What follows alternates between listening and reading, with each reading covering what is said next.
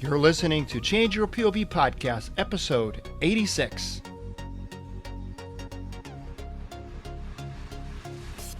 Right around December, my sales really exploded. I looked at the wife and I said, you know what, this business, it's a business.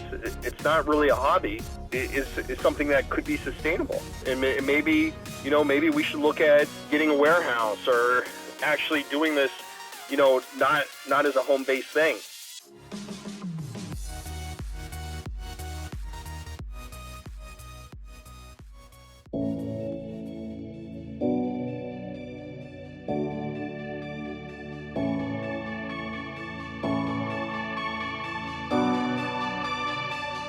Welcome to Change Your POV Podcast, helping you navigate transitions in your life, like entering and exiting college or the military, changing jobs or careers, and providing you with the coaching and mentorship needed to help you advance in your personal or professional life. Sometimes all you need is to change your point of view. Now, here's your host, Eddie Lazary.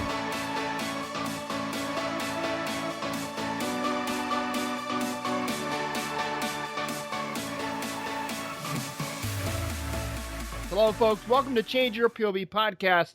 I am your host, Eddie Lazary. I am Laffy Smiley Bennett Tan right now. Fucking Laffy Taffy Bennett That's Tan. right. And today we have a special guest. Ryan Hunt is the CEO of Mountain Up Apparel. He was an enlisted member, 13 Fox Fire Support Specialist from 1998 to 2001, and then he decided to go to the dark side, green to gold, and became a field artillery officer. He held positions such as Fire Direction Officer for Alpha 36 FA, Platoon Leader for Alpha 36 FA, and Company Executive Officer for Alpha Company 10th BSB, Senior... Oh my God, what is this? Human Resource Advisor for HSC Advisor? That sounded like a good gig. For the 11th Iraqi even a Army. real fucking job. Hell yeah. Well, listen, it was for the 11th Iraqi Army Division Military Transit. All right, check it out. Check it out. That's a mouthful. Listen. Where are you pulling this from? Where are you Listen. getting this? LinkedIn? Human Resources Advisor for an Iraqi Army Division. my Now, that's a God. fucking oxymoron if I ever heard it. myself. Right? He was a recruiting operations officer because, yes, he had to recruit more people to the dark side. He was a company commander of FSC Fox Company, 123rd Brigade Support Battalion, and several other positions. The list goes on and on of this guy's astute military career. He is now the creative executive officer and founder of Mountain Up Apparel, which we're going to be talking a lot about tonight. And he affectionately refers to himself as Mountain Up 6. His wife, Veronica, of course, is Mountain Up 7, but as we all know on the show, she is Household 6. Am I wrong? You are 100% right. Amen, brother. She actually said you should be calling me Mountain Up 6. So, Hell yes. so there it is. I mean, in a nutshell. So you got it pegged. So welcome to the show, Ryan. It's been we've been trying to nail this down for some time now. Some difficulties on either end, but whatever, we got it done. So tell me, I've been dying to ask, what possessed you to become an officer, my friend? Well, as you mentioned, I got out. Sergeant Hunt left the Army April 2001, and I headed to college at the State University of New York, college at Potsdam, just about 66 miles from from Fort Drum, New York, rather. And one day, Where you can actually see Canada from. it's very close to Canada, yes. And one day I was coming back from class. That day was about 9 o'clock in the morning on September 11th, 2001. And, of course, we know 9/11 changed a lot of people's lives, and it was a calling to come back into the military. I had actually finished my stint in the Army the first time, and so I went over to ROTC in a nutshell and moved kind of down the path to the dark side, so to speak. And naively, at the time, I wanted to lead soldiers into combat, be a platoon leader. I got that opportunity. as you mentioned, with Alpha 36 Field Artillery, and it was definitely a good experience and a bad experience and a good experience, all wrapped up in a tortilla shell. So that's what kind of drove that. That's awesome. And so you were a fister as an enlisted, and then you decided to stay in the field artillery branch. I know a lot of guys that go green to gold, they actually switch branches. You were just that hungry for artillery, or what was the deal there?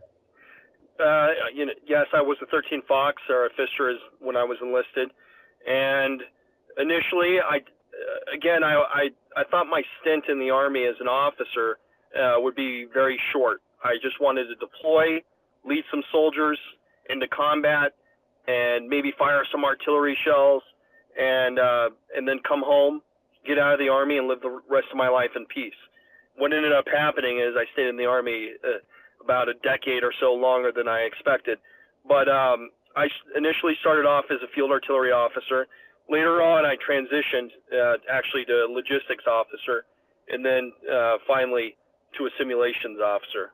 But so I've done quite a few things, but I chose to go back to the field artillery world. I love it. So that was one reason that I had chosen that. And I knew the craft. That's awesome.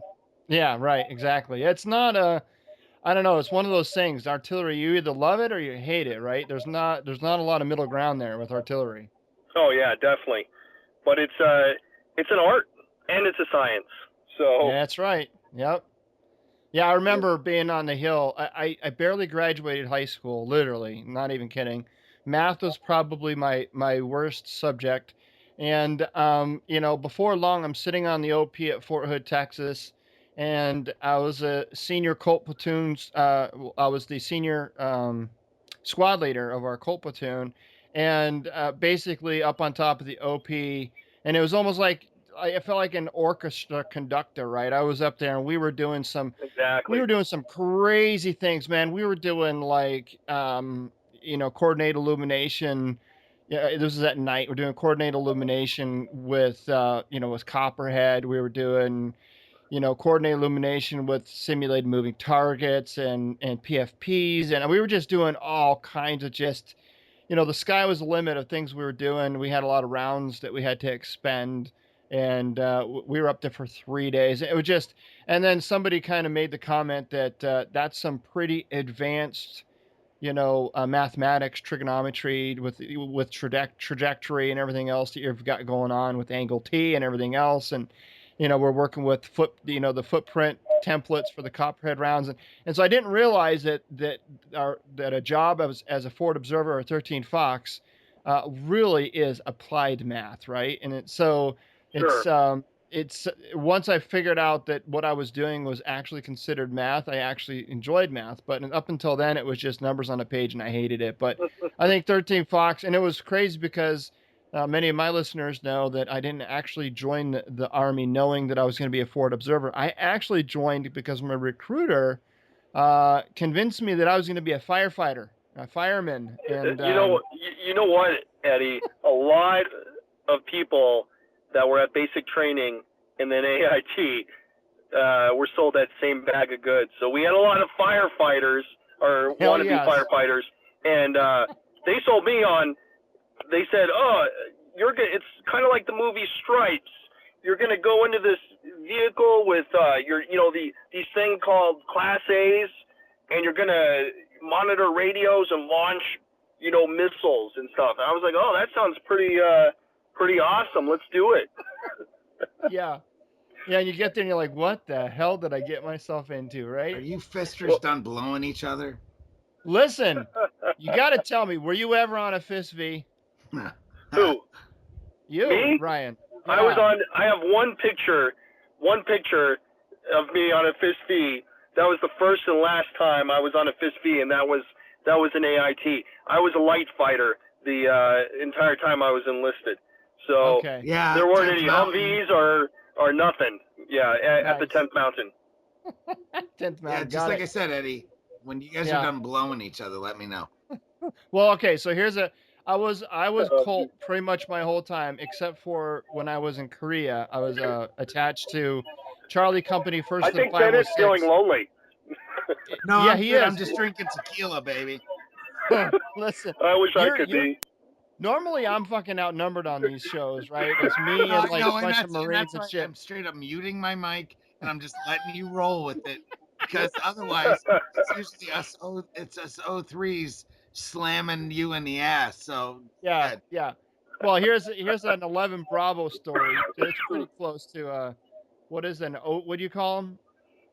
O 03 what? O 311? Really? Is that a Come on. O 311 The Marine Corps Marine Corps, infantry? but I wasn't an 0311. Well, I guess Oh, I that's technically right. was.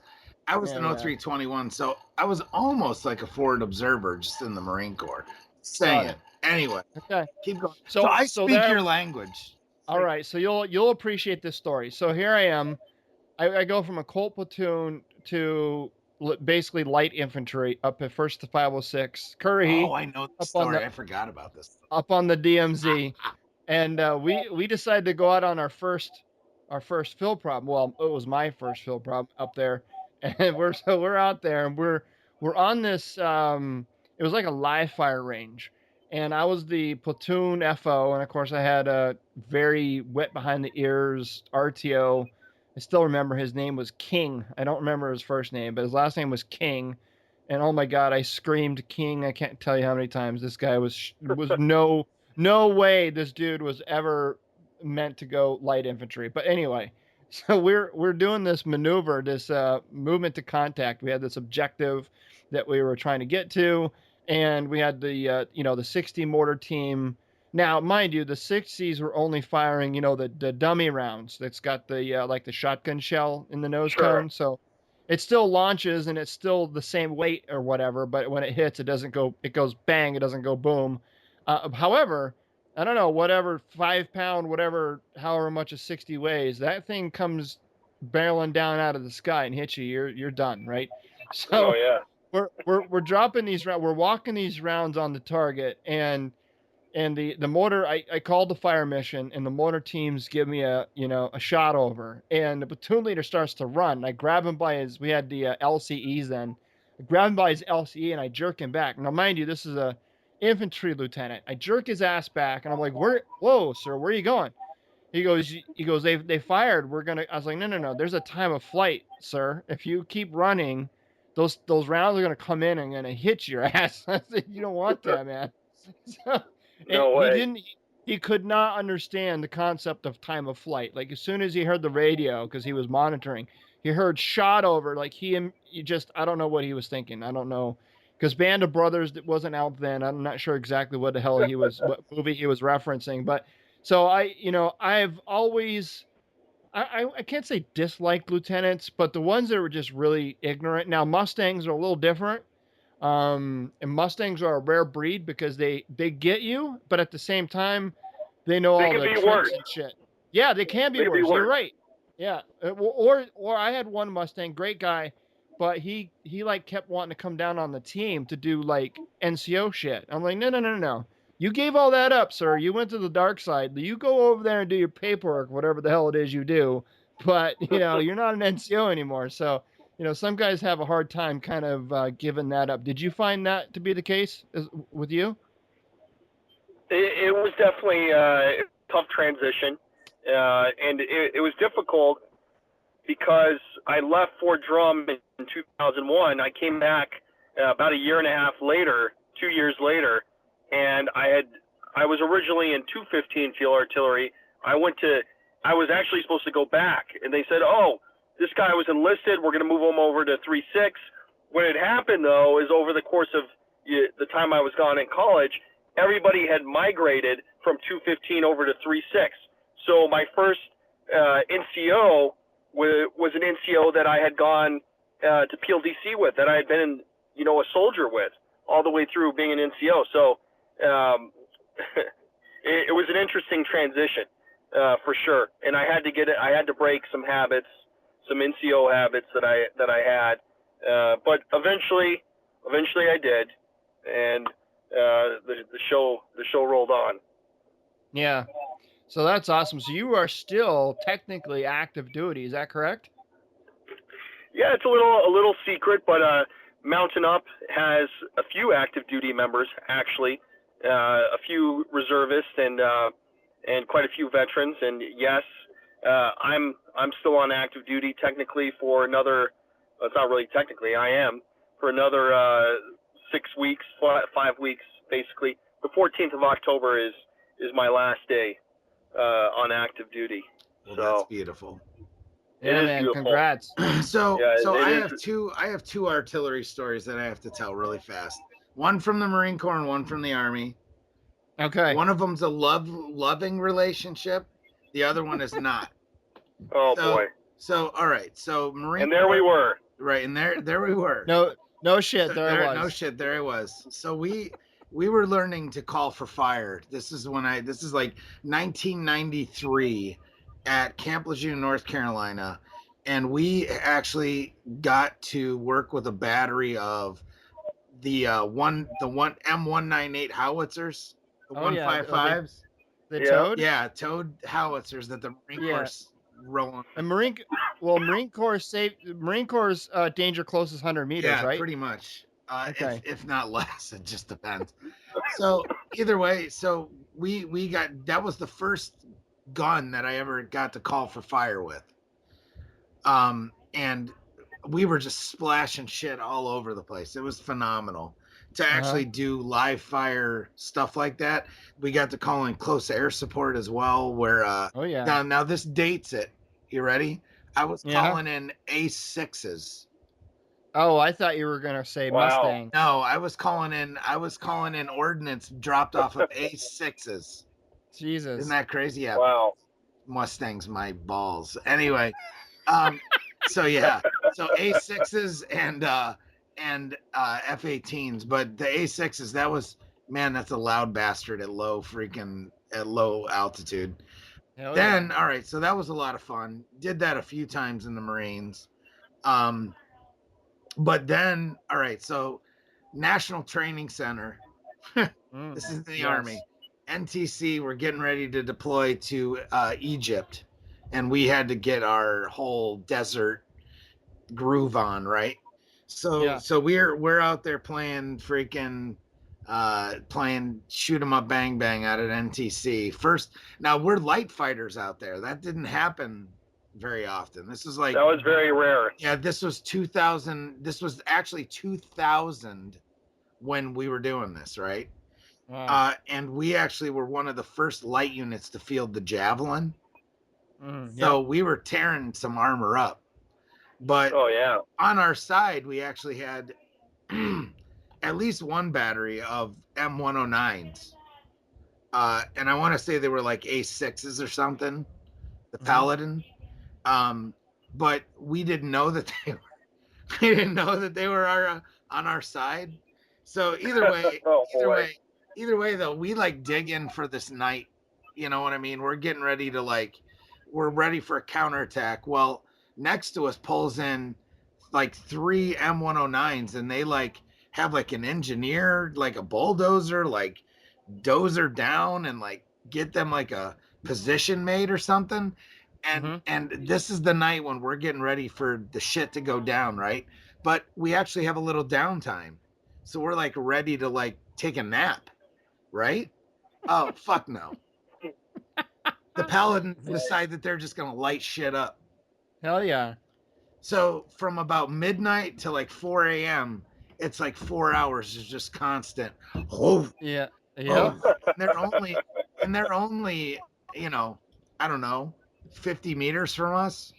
And you know what the brutal. The crazy thing is, after a while, that shit is like a lullaby, man. It puts your ass to sleep. Well, it did after a while. Hell yeah, man. Finally, it was just kind of but damn, those bitches are loud. Hell yeah. Anyway. Yeah. Yes, they're firing red bag at something that's right. If they're digging in, man. They're reaching out and touching something. The one and only time that I ever went to NTC, and I never want to go again.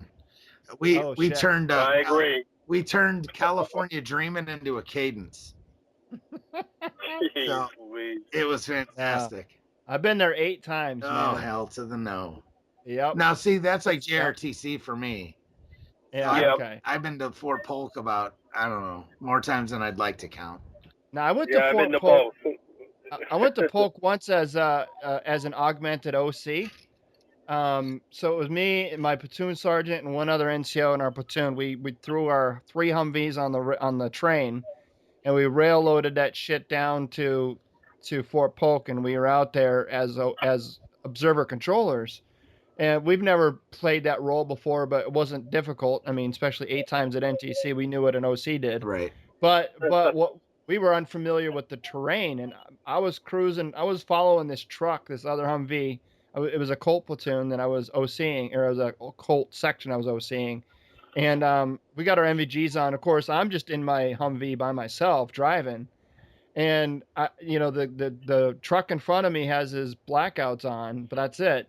And all of a sudden, like his blackouts like just turn off, and I can't see the truck. I'm like, what the fuck? I thought maybe he just turned the blackouts off.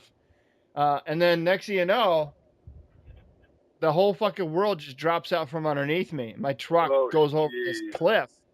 Well, what ended up happening is the truck in front of me drove off this wadi into like this, what I know, it must have been like a 10-foot drop, and my ass ended up following right after him. However, the good news is I ended up dropping off the cliff of that wadi like 4 feet to the right of his truck, so I didn't actually land on top of his truck. If I did, it would probably have killed Jeez. somebody. Yeah, But yeah, thank man, God.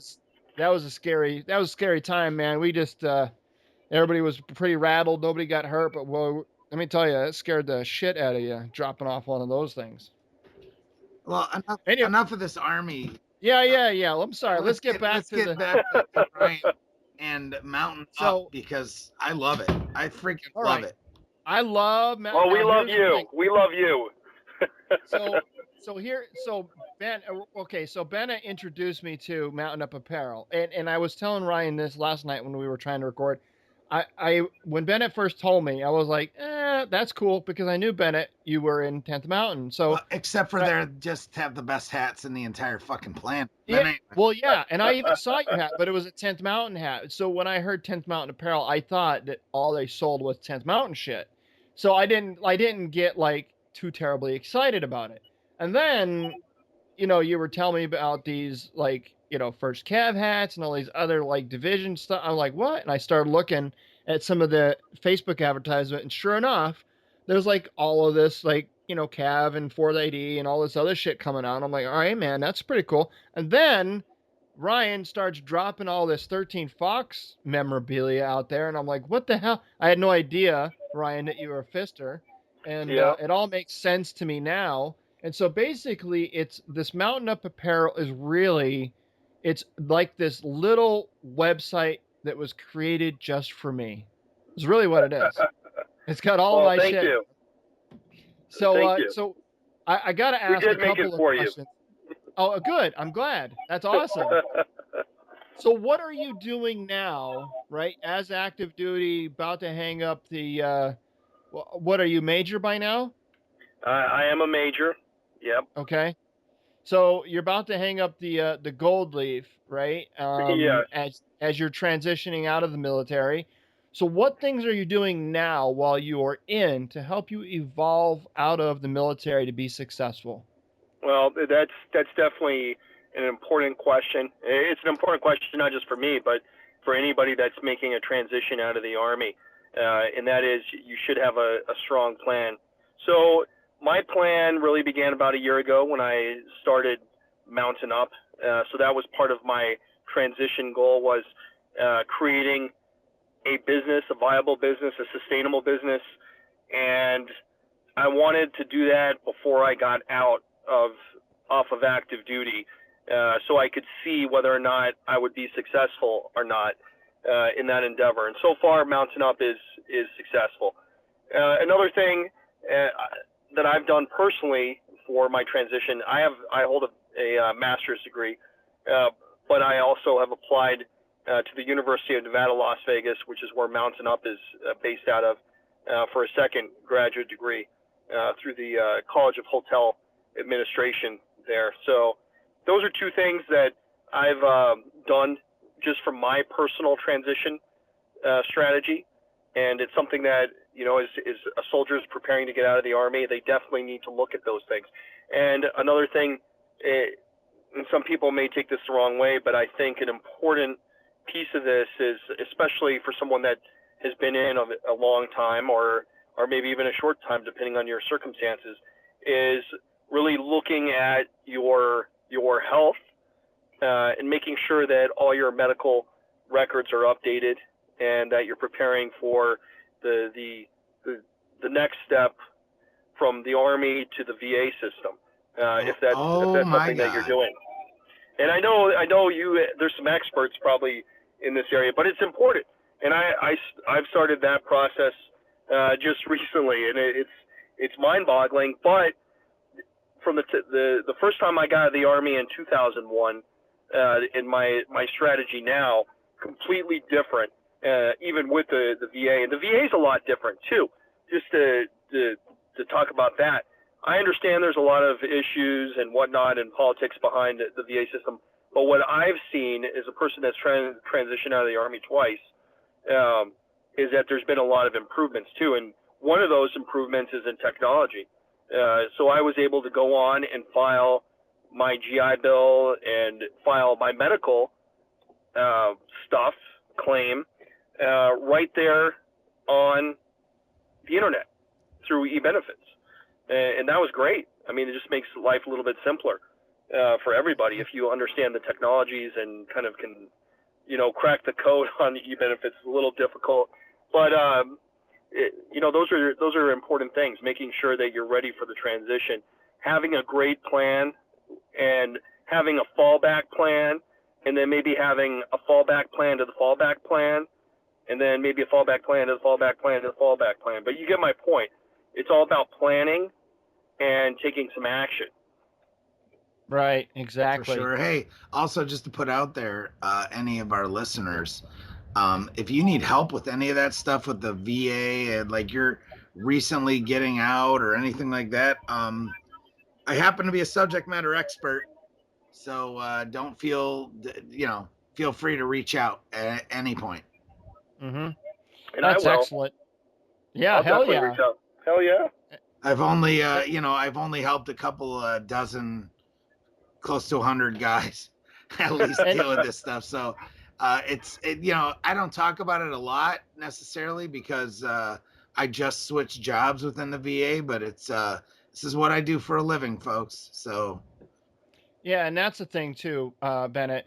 Of the people that you've spoken with and the number of veterans that we've spoken with here on this podcast, there's one common denominator, and that is everyone that transitioned out of the military is going to struggle with something along their way, right? Oh yeah. And it's going to be different for everybody, but it's not peaches and honey and massages. Yeah, and shit. I really like, Ryan, that you just are really, as someone that's in the thick of it, is truly, it's like what I tell people, that if you don't have a plan, then re-enlist.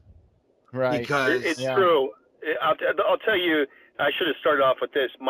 The first time I transitioned out of the Army, it was April of 2001, and actually I was on terminal leave in March of 2001, and I applied to a few colleges, but I really just thought that Sergeant Hunt was going to get out of the Army, and everyone was going to bow before me, and I would just find a job, you know, managing people magically because I had been an NCO. And unfortunately, and people just throw that shit at you. Yeah, unfortunately, it didn't quite work out that way. And initially, I thought it was a famine, and it was very difficult. And I did some things that were creative. I better define that so that it's not taken out of context. But so when I first got out of the Army, I went home to Las Vegas, and it was pretty much a failure. Between April and June, I was really having a tough time. I had a girlfriend in Canada, and I ended up going around June time frame. I migrated back east to Fort Drum and then up into Canada, and I actually for about 2 months. I was an illegal farmer in Canada plucking garlic. It's not a story I share with a lot of people, but now I guess I've shared that on a podcast. No, I think you shared it on Cigars and Sea Stories. Did I? But maybe, okay, that's maybe, good. maybe not. So I did that, and then I went to college, and everything eventually caught up, and I was able to get everything online that I needed to get online with the my GI Bill, Army College Fund, and all the good stuff. I mean, someone transitioning out of the Army can really be set up for success, especially if they're going to college or trade school, if they set the conditions for that transition by applying to school as early as feasible, and preparing, doing all the things that are necessary, doing the research. With the Google machine, it's very easy to learn practically anything within a matter of minutes. So that's what I would tell to any listeners that are transitioning to, is not only have a plan, but just get on the Google machine and research the different things that you're trying to do, and then just shoot for it. Don't let anyone say no. Right. Yeah. I totally agree, man. And I'm looking forward to having you back on the show at some point too, after you've made the transition, and kind of give us an AAR and let us know if this went better than expected. This was really shitty, and I would have done it differently. That kind of thing. Sure. There's going to be some rough points. I acknowledge that right now. I know, even as successful as the business endeavors are that I have right now going on, I acknowledge right away that the plan that I've set in motion, it has to remain flexible and adaptable to things that are going to occur. It would be unrealistic not to plan for things that are going to happen, and I've already experienced it. I went through my first transition. It was miserable for the first 6 months. So I've warned my family. I've said, hey, we, as prepared as we are, we have to just stay together, hold hands, and jump off the mountain, and know that at the end of the day, we're going to land safely. Yep, that's right. And it really is. It's a you can't do it yourself. You really need the support of those in your immediate family, your wife, your kids, because it's not just a transition for the service member, it's a transition for the whole family. Oh yeah, definitely. And without Veronica, Mountain Up 7, it would be impossible to do the things that I've done, just over the last decade. But to do this transition would not be feasible without her and without her full support. So she was actually the one that advocated for it at the end of the day. She said, you know what, it's your time, man. It's your time to, you always said to me, if it doesn't feel right, it's time to take off the uniform. And you've been kind of saying that for a while. And so she was a big advocate for it. She's like, I think you'll be happier, getting out now and doing what your real passion has been, which is starting businesses, networking, and doing different things. I mean, I've served my country like we all have, and I've been there and I've seen the movie. Let's just put it that way. And yeah, it's time to move on. Yeah, and that's the thing too, that a lot of people, a lot of veterans, and myself included, I fall into this category. Sometimes it's really easy to get out of the military and think that your service in the military is what defines you as a man, as a person, as a human, as a husband, as a father, as a citizen, as a whatever.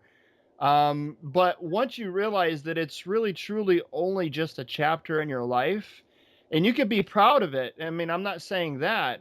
You should be proud of it, but Sure. but to know that it's really only truly just a chapter in your life, and it's the rest of your life. It's the culmination of not just your service, but everything else you do in your life afterwards.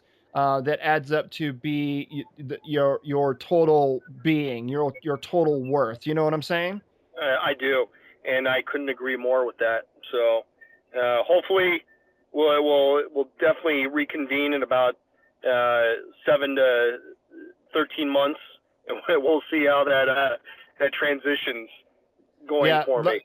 If you call me up and say, if you call me up and say, Eddie, I got a shit ton of garlic, what do you want me to send it? Then I'll know what you've finding yourself doing. We might, I might do that, and Hey, it could happen. I love tell you. garlic. That's all I know. Got a customer right here, man. Hell yeah. So, all right. So if you had one do-over in your military career, and trust me, as a major, I'm sure you've got more than one. But if you had to pick just one do-over in your military career, what would it be and why? Oh, wow. You're right. There's so many, and actually, it just goes back to when I was an NCO. It was a different time in the Army. I really think that at the end of the day, in today's world and the way I think today, I was just a little too much. So I was a little too high-strung, too aggressive, and it got me to where I was. That made me very successful in the Army, was being aggressive, being a bulldog. But I regret that sometimes because I feel, that my message was lost in translation.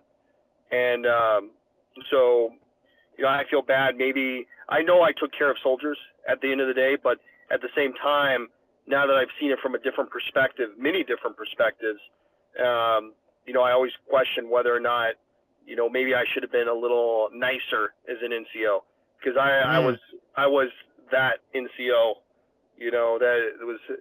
I was just too much, I think, in my opinion. And so I kind of regret that. Yeah. I think it's that breed, man. It's that time. I was an NCO at right around that same time. And I'll be honest with you, that's probably one of my biggest regrets too, is at the end of the day, I took care of soldiers as well. But man, looking back at it now, I was a dick. I was an asshole, man. And oh yeah, and some of it rightfully so, maybe, but some of it was completely unnecessary. Yeah, without going into too much detail, but yes, I definitely concur with that. I definitely dick. Maybe a couple other words. If my wife was here, she would rattle off a list, but and she'd be like, "He's still like that. He's still like that, Eddie. He's still like that, Bennett." But so that's some of my regret, and it's just hard. I've been in a lot of different jobs, a lot of different positions in the Army. There's always tons of regret that I've had throughout the time. But overall, I'm very happy, and I feel pretty honored for the time that I spent in the military. It was definitely an adventure. I can't say I always enjoyed every day of it, but the majority of my adventure in the Army was outstanding. And I started off thinking I was going to do one thing, and I'm in a completely different place. When I went into the recruiting office in Las Vegas, I just wanted to get my GI Bill and make corporal. So I feel like I've checked the block, and yeah, a couple now times. It's time to go on. Yeah. Time to move on. So in your opinion, or I say in your experience, which one's been more difficult to manage, the brand new private or the brand new lieutenant? Oh boy. I think there's challenges to both of those, but I actually think it's more challenging to manage. I've been put in some positions where I had to manage my peers, and that was challenging. And that, as an officer and as an NCO, I was put into those positions, and that was challenging. A new private is not that hard to do. You take care of him. You make sure that he understands what his job is. Especially when we were 13 Foxes, as long as our soldiers knew the 6-30, the Bible, the Fist Bible, front and back, photocopied, burnt into their brains. You checked one of the big blocks of being an awesome NCO. So that is an important thing. Making sure your soldiers arrive at formation at the right time. making sure that you kind of understand the dynamics of each of your soldiers. You know, who are they really? And that's not just having a leadership book with their picture and here's their birthday and, you know, this is their freaking sign, you know, their horoscope sign, but it's actually knowing who these people are, you know, beyond when they take off the uniform, who are they? Who are these people that you're, you know, giving commands or directives to? And the same thing when I was an officer.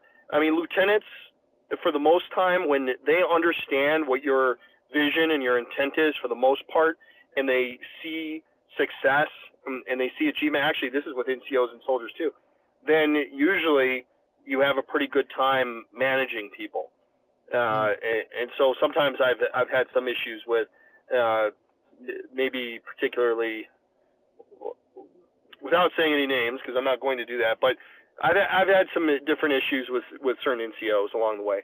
And maybe that's just because of I was an NCO and maybe some of my NCOs coming out of me at the time, but you know that.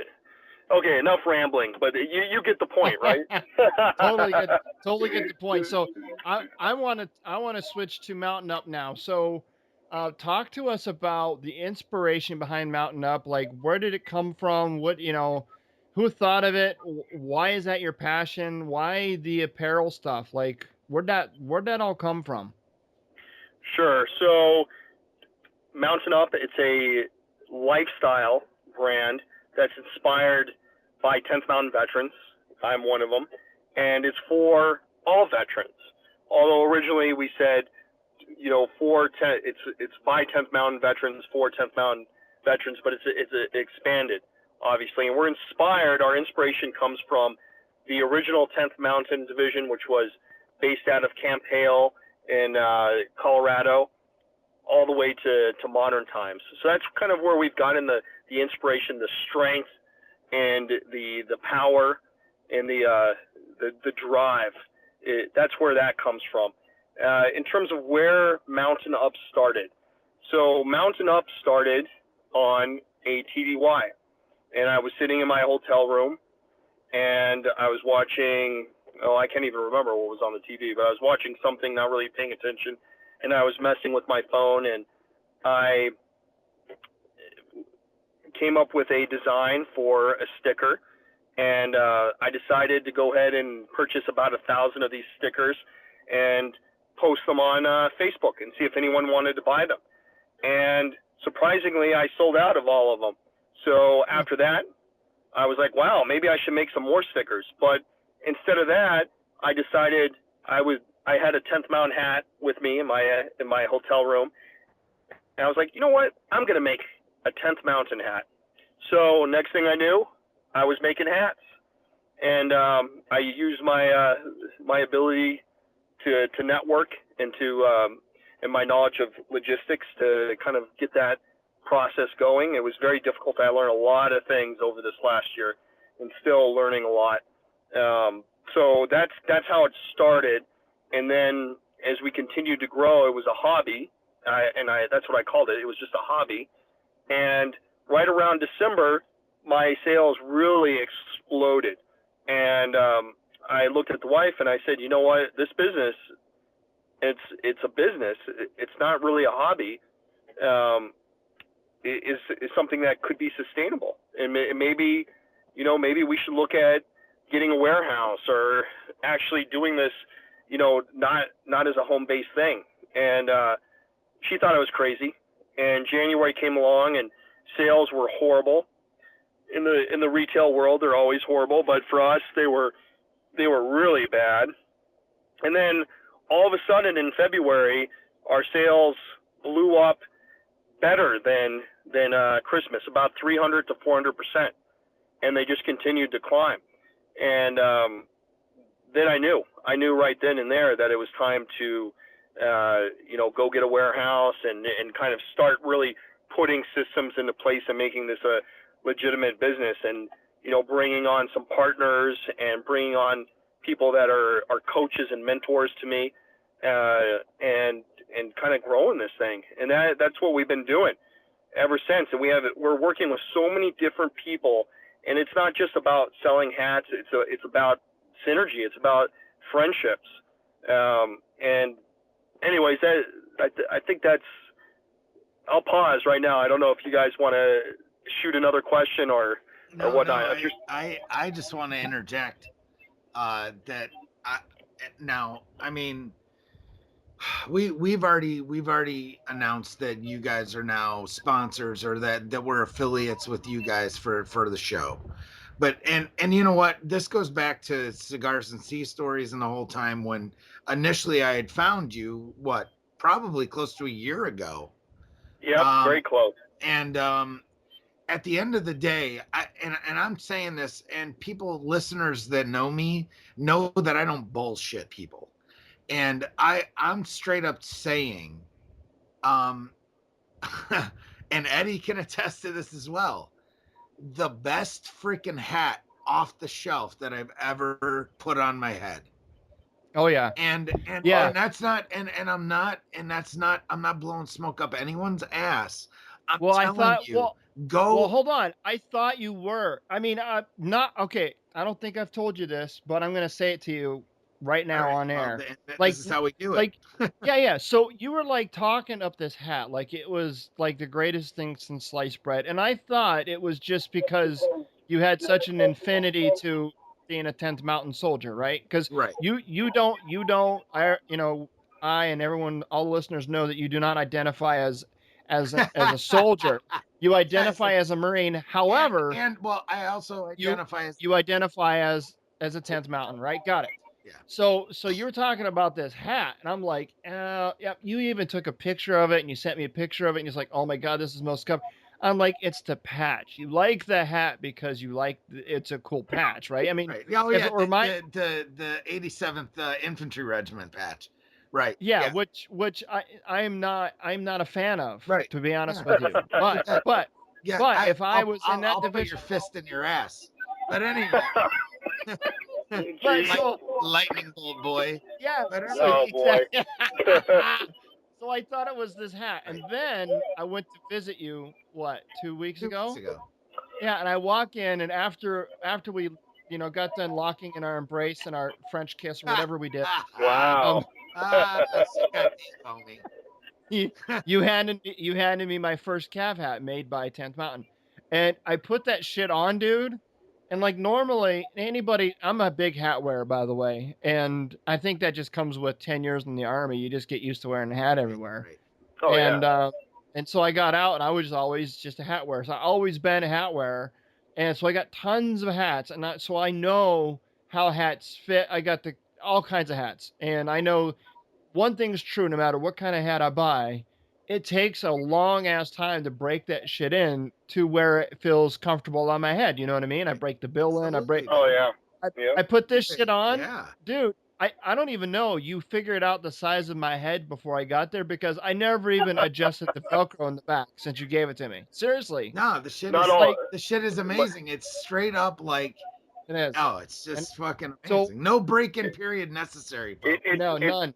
It's taken a lot of trial and error on that, and we're continuing to try to improve on that.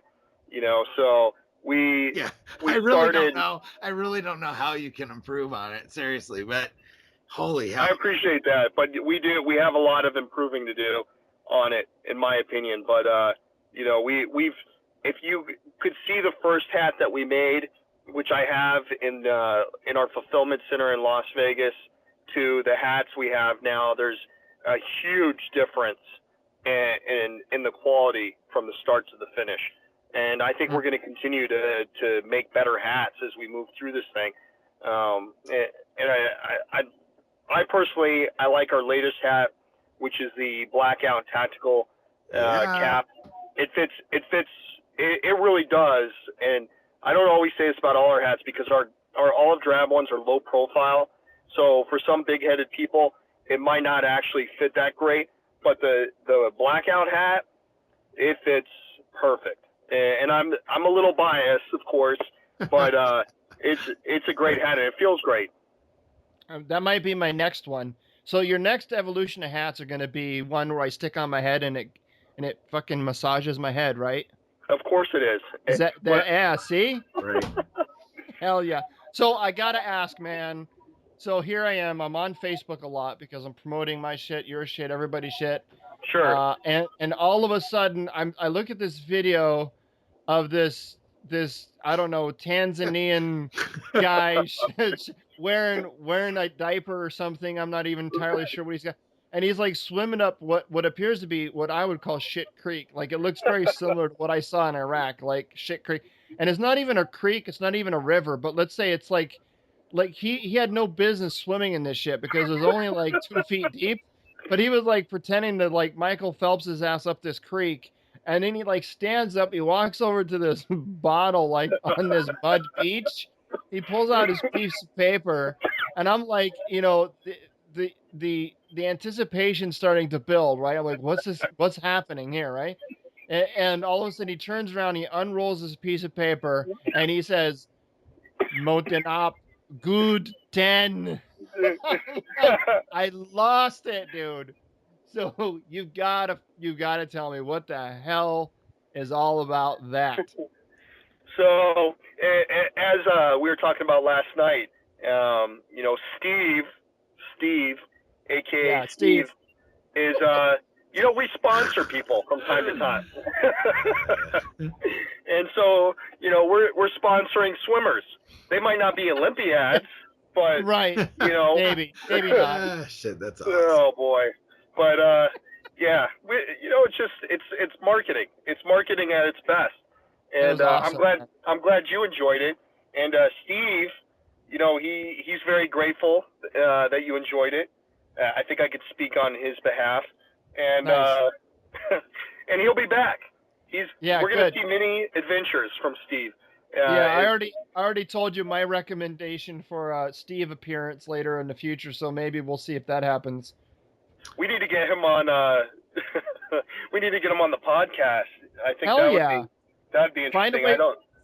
Find a way to reach out to Steve. Find a way to reach out to Steve, and we'll give his ass a call and get him on the podcast. I think we could probably do that. I'm serious. Awesome. That would be great, wouldn't it? Hell yeah. Oh, shit, that's fantastic. That's so cool, man. So I like one of the newest additions to the Mountain Up website, the Veronica's Secret. You're the second person that's said that. Dude, it's a stick. It makes me laugh. Yeah, it's we're trying to line things up a little bit, and I'm glad that you went and checked it out. Trying to find some stuff for yourself, Bennett. Yeah, that's right. Hell yeah, right. That's just how it works. Hell we don't yeah.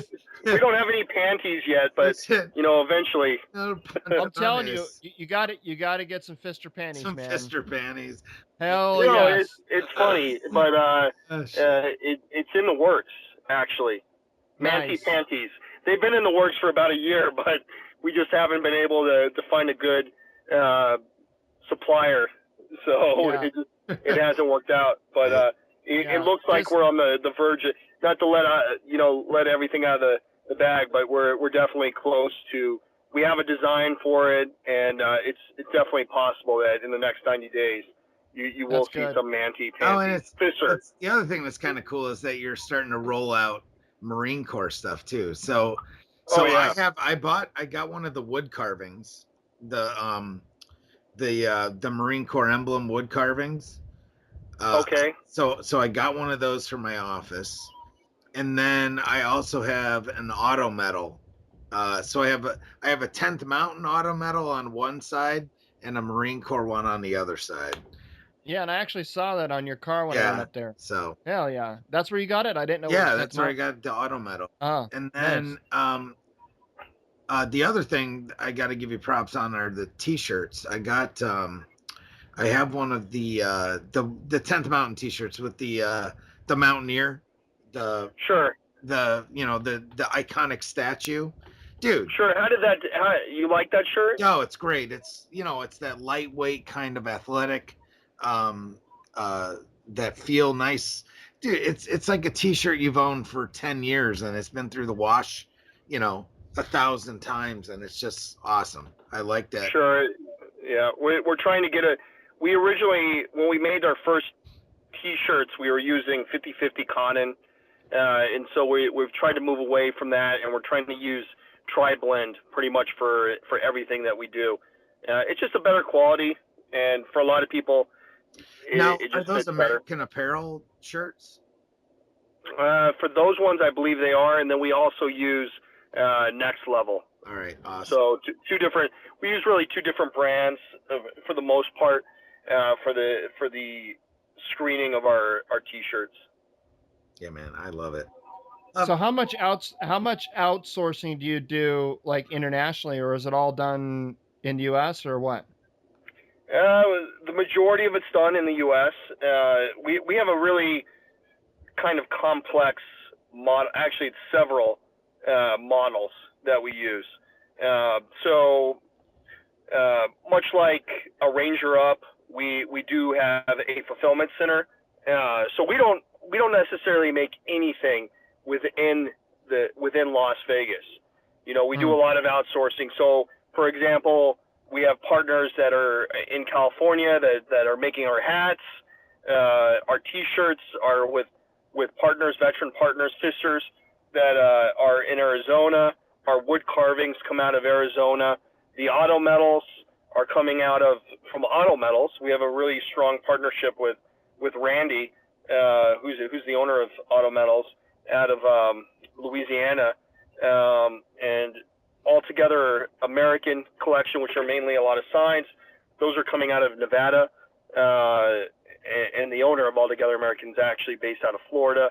So in general, most of it is coming out of the United States at some various different points, are made in the United States. But what I'll tell you is that not everything is made in the United States ever.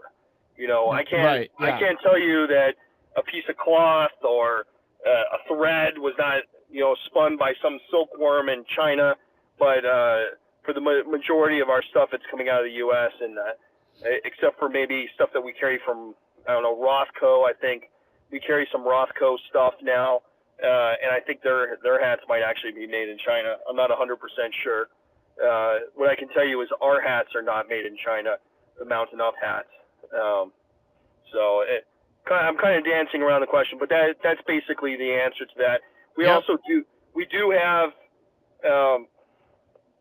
do have stuff in our warehouse, so we do fulfill out of the warehouse. We also, have some of our other people that are making stuff for us are actually fulfilling items at their locations as Mountain Up and sending it forward to different people, such as the wood carving, for example, a really good example there.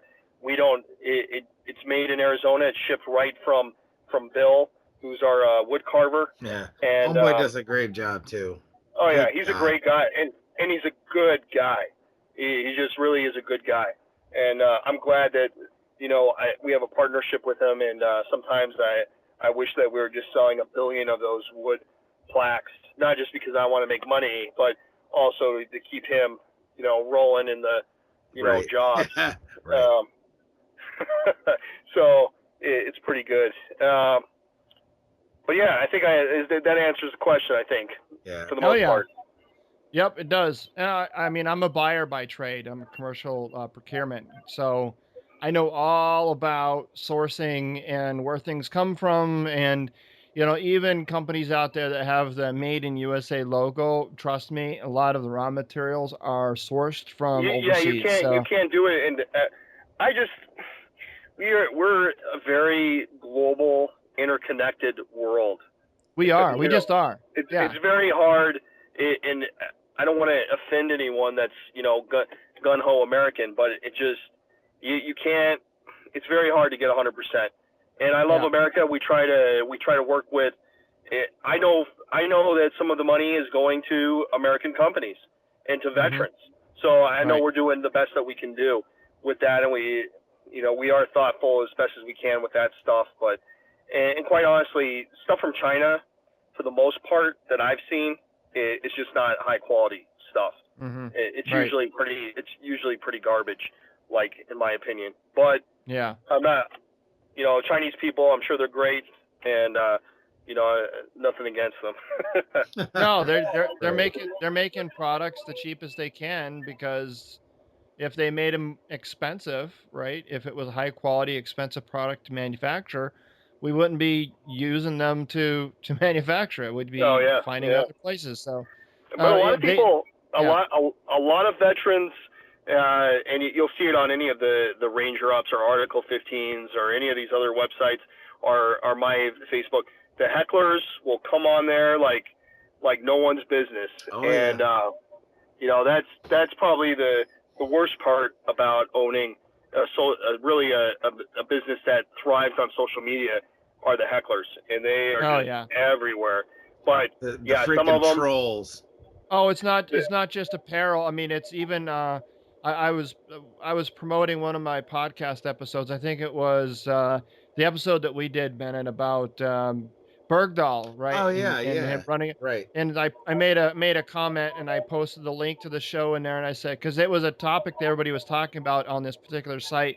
And I said, oh, that as a matter of fact, I have a podcast episode. We talk about this. Anyone that's interested, you might Yeah, enjoy it. we were So analyzing the serial episode about yeah, Bergdahl.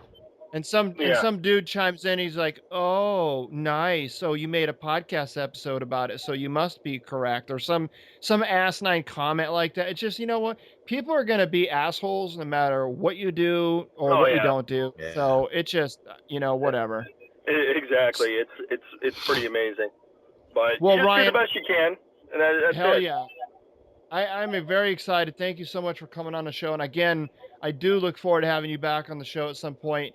And I want to learn more about everything that Mountain Up's doing, everything that you've got going on in your transition out of the military. Good, best of luck to you for that. This last question here, I ask all of my guests. As you know, this show is called Change Your POV or Point of View podcast.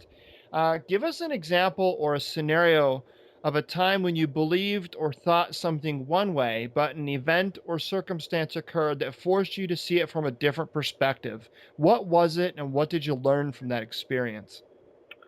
Wow. That's hard. That's tough. There's a lot.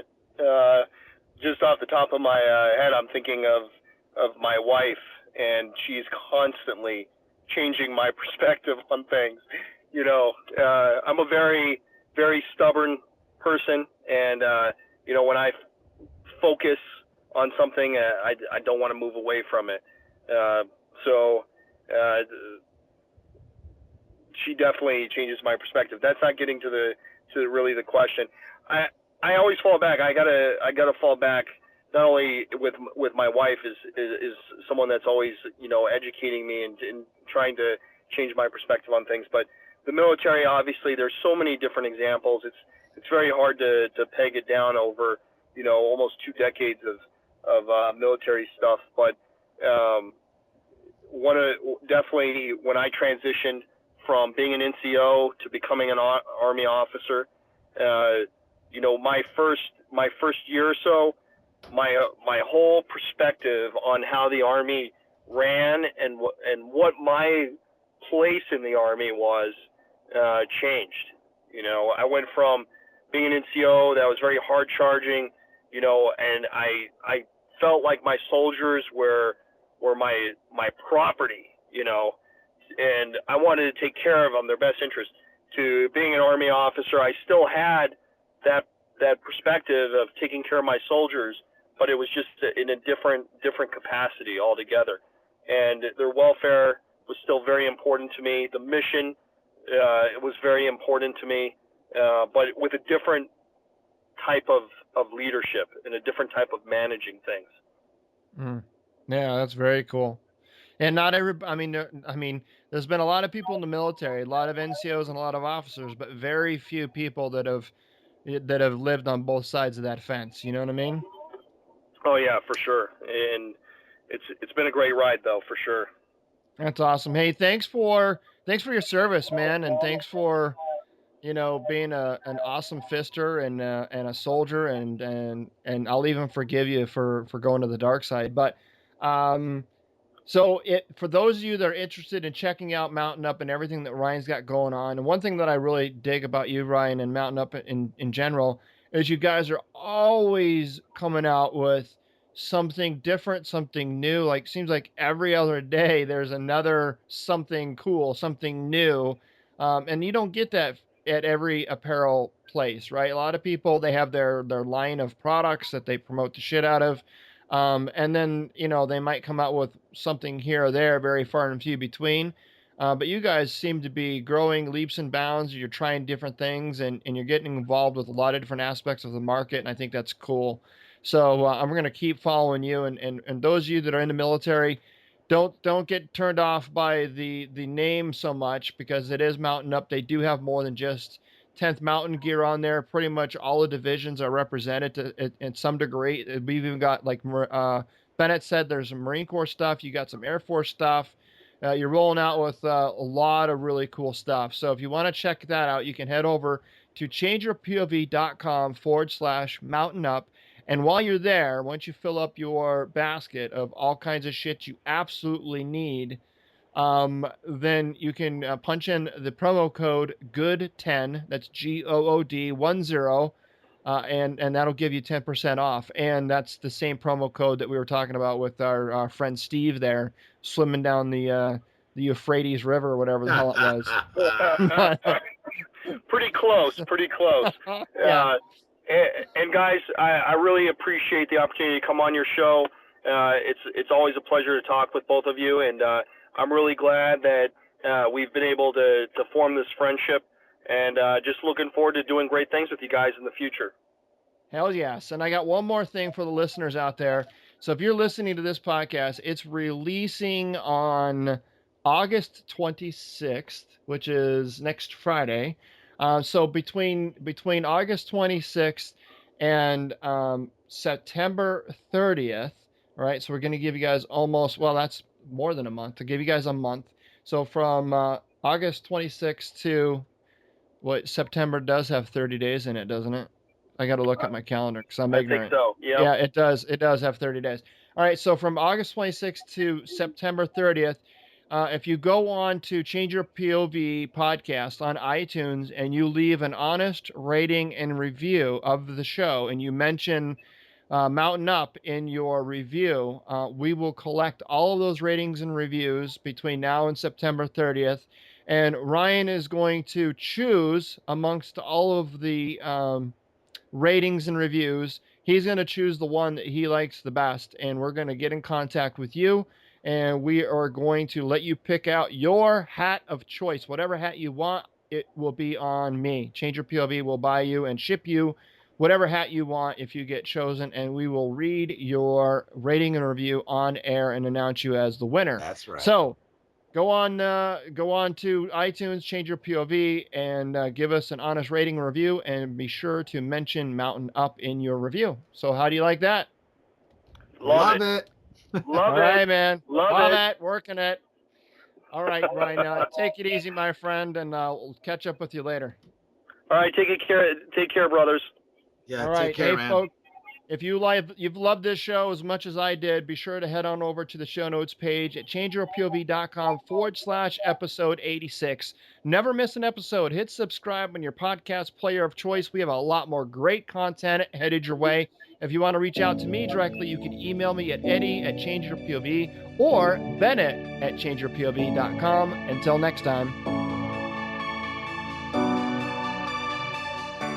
Thanks for listening to Change Your POV podcast with Eddie Lazary. Check out more content by going to changeyourpov.com. And remember, your ability and willingness to change your point of view will open doors of opportunity.